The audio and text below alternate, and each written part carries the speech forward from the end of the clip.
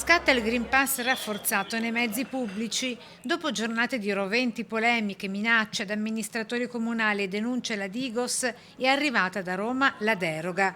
Da oggi e soltanto fino al 10 febbraio a Venezia la deroga sui vaporetti.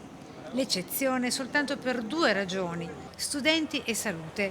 Significa che è consentito usare i vaporetti anche a chi è munito di certificazione base per documentati motivi di salute e di frequenza scolastica, spiega l'assessore alla mobilità Renato Boraso. I comuni e le città applicano la legge. Il decreto legge ha introdotto su indicazione del sindaco e anche del presidente Zaia una deroga, ma è molto semplice la deroga perché è proprio scritta nella circolare, è scritta e parla di deroga agli studenti e alle persone che si devono spostare per motivi sanitari, se uno deve andare all'ospedale, eccetera.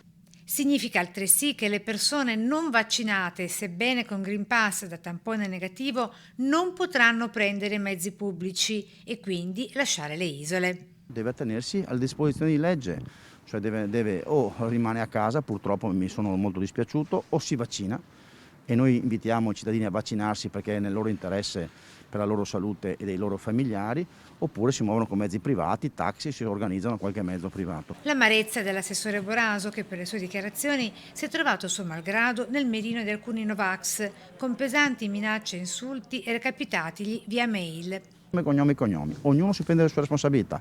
Informati Digos e sindaco è già passato alle vie legali, spiega. Però sinceramente di essere minacciato e essere insultato da nazista di merda anche non ci sto, sinceramente, perché qui non stiamo giocando, siamo in un momento di grande difficoltà, di grande contagio di questa variante Omicron, raccolgo 1.000 euro da questi signori, li devolvo in beneficenza.